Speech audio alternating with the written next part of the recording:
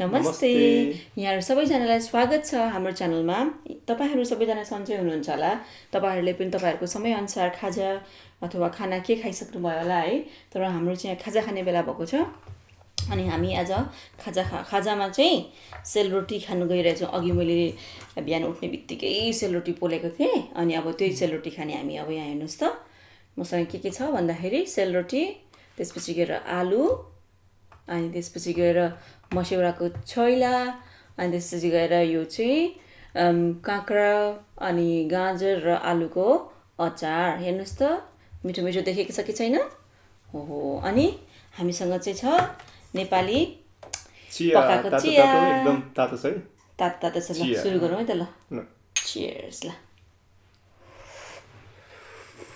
ओ झन्डै सेलाएछ। यो चाहिँ मसाला लगाएर हामीले चिया पकाएर बनाएको हो। ल अब हामी सुरु गरौँ है त। ल म चाहिँ पहिला सेलरोटी खान्छु।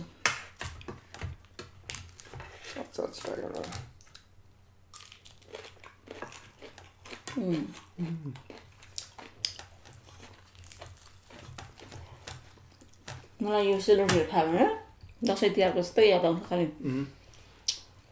एकदम तिहारमा चाहिँ तिहारको याद आउँछ। लक्ष्मी पूजा दिनदेखि है सेलरोटी पोलेर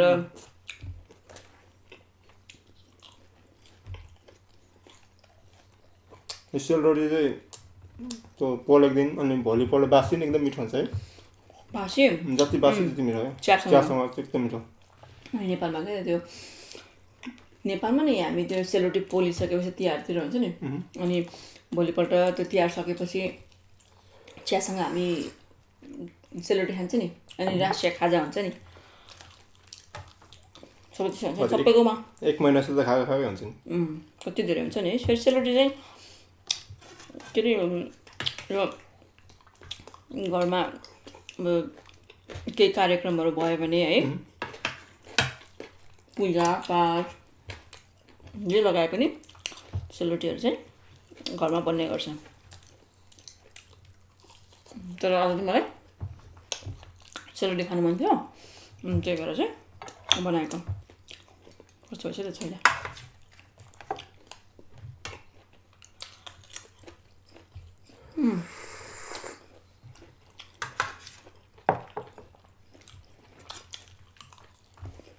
यो सेलरोटी के त नेपालमा त्यो बेच्छ नि बाटोतिर बेच्दैन। कस्तो मिठो हुन्छ है बाटोमा। अनि त्यो मलाई त सेलरोटी यत्रो सेलरोटी त्यो पशुपतिको मन्दिर जाँदाखेरि क्या बिहान पूजा गरेर फर्क्यो अनि त्यसपछि गएर अनि चिया खानु छिर्नुपर्छ। त्यो चिया त्यो यस्तो फुलहरू बेच्ने छेउमा हुन्थ्यो नि पहिला चाहिँ। अहिले चाहिँ त्यो हटाएन है। दक्षिणकाली हुन्छ नि। दक्षिणकाली एकदम धेरै हुन्छ। यत्रो रोटी गुलियो हुन्छ। यस्तो मिठो हुन्थ्यो। त्यो एकदम मिठो हुन्छ। त्यो भोक लागेर है खोइ है। खाली पेटमा पूजा गरेको हुन्छ नि बिहान। अब बेलुका दिन केही नखाने भोलि बिहान मन्दिर जाने भनेर हामीले त्यो खाली पेटमा बसेको हुन्छ अनि पूजासुजा गरेर सक्छ। अनि फेरि युजली बिहानमा गरेपछि जाडो हुन्छ अनि यो तातो चिया र यो खाँदाखेरि ओहो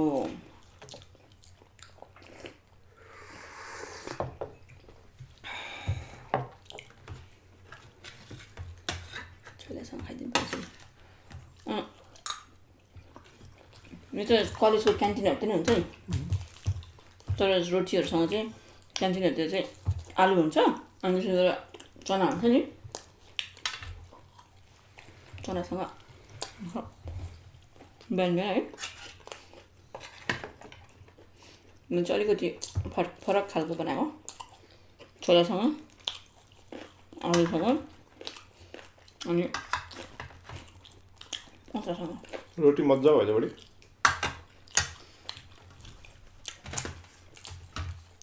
ठिक्क गुलियो पनि अनि भित्र पनि त्यस्तो छैन क्या खदिलो।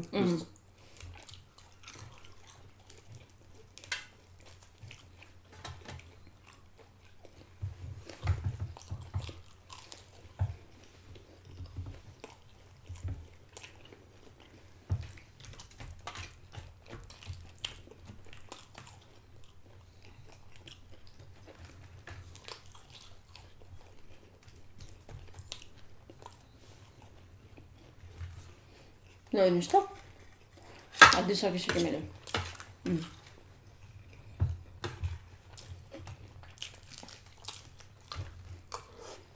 अनि यस्तो हुन्छ मेरो चाहिँ खोक्रो खोक्रो हुन्छ रोटी चाहिँ मेरो यस्तोले देखिन्छ नि मलाई चाहिँ खदेको रोटी भन्दा यस्तो अलिक क्रन्ची यस्तो होइन अनि भित्र धेरै नभरेको मनपर्छ मलाई भनेको यस्तो यहाँ आधी जस्तो छ नि खाली छ नि यस्तो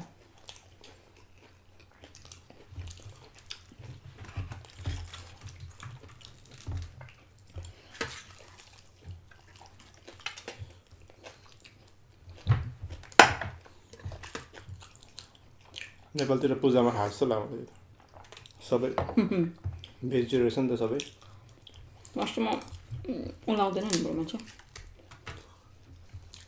छोइलाहरू खानु हुँदैन नि छोइला भनेर अब लसुनहरू खाँदैन नि त त्यसमा चाहिँ अदुवा मात्रै लगाएको हुन्छ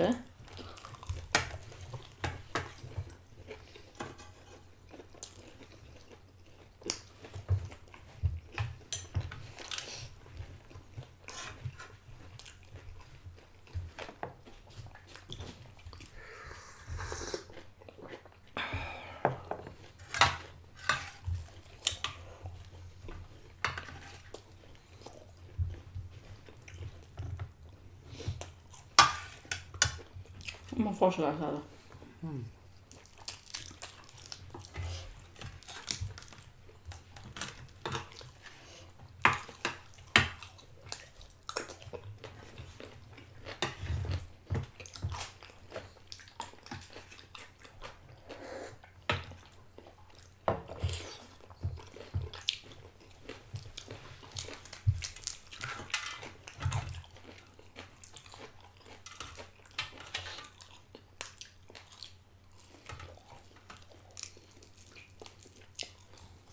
यो सेलरोटी चाहिँ हजुरलाई म तल देखाइदिन्छु तल डिस्क्रिप्सन राखिदिएको छु कसरी बनाउने भनेर मैले चाहिँ सेलरोटीमा कहिले पनि केही हाल्दिनँ खालि अलिकति घिउ र चिनी लगाएर ब्लेन्ड गर्छु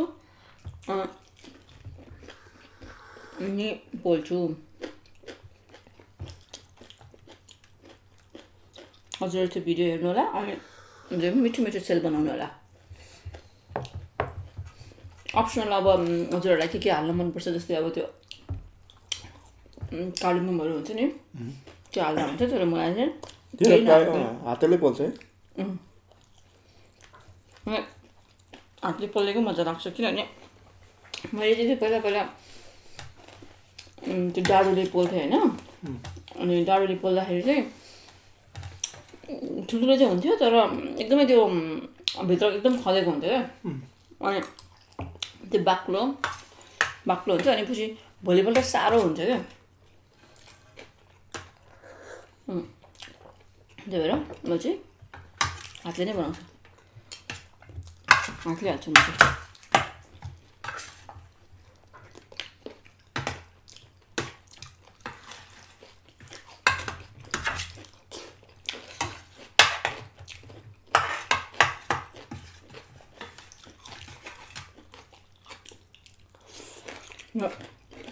बारीको लसुन भएर कस्तो बास्ना आउँछ है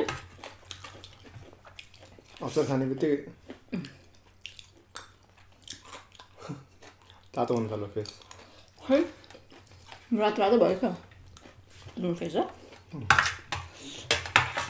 धेरै पिरो त छैन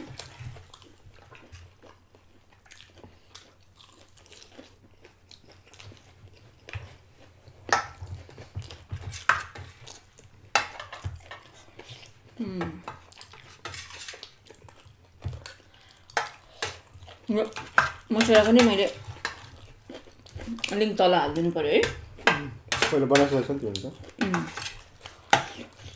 हुन्छ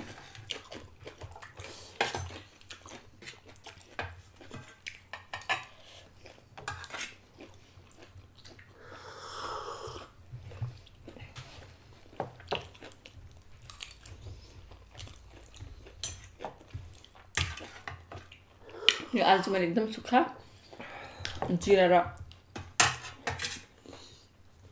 खुर्सानी मात्रै लगाएर बनाएको।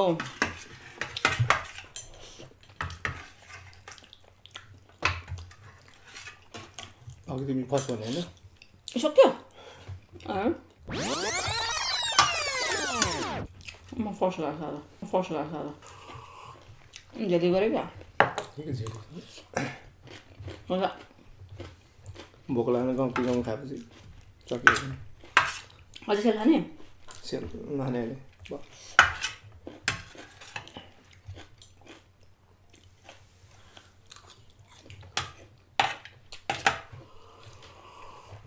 तर सेल पोल्दाखेरि चाहिँ बनाउँदै आफैलाई न्याक्क चाहिँ हुन्छ किनभने तेलको खार आउँछ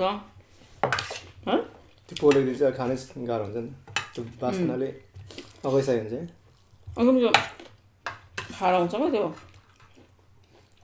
यस्तो जाडो छ फेरि बाहिर पोल्नुलाई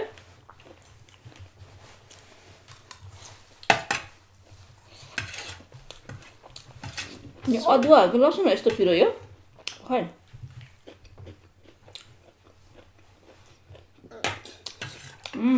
लसुन पिरो खोर्सानीभन्दा लसुन पिरो पिरो हुन्छ नि त टोक्दाखेरि त्यो खर्रो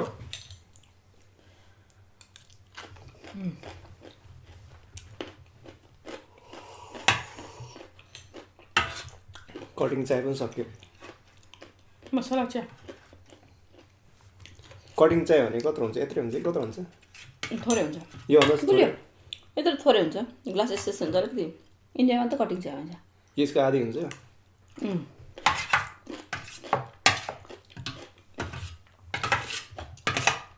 कटिङ र सटिङ मलाई यो इङ्ग्लिस टीहरू मन पर्दैन मैले चिया खायो भने कि खाँदैन खायो भने पनि पकाएर मसला लगाएर होइन खाने हो मलाई अर्को चाहिँ दुध काँचो बनाउँछ त्यो भएर मन पर्दैन मलाई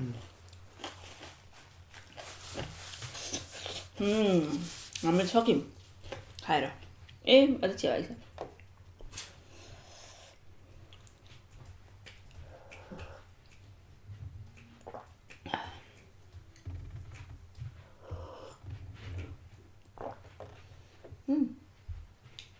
थोरै चाहिँ भयो एक ग्लास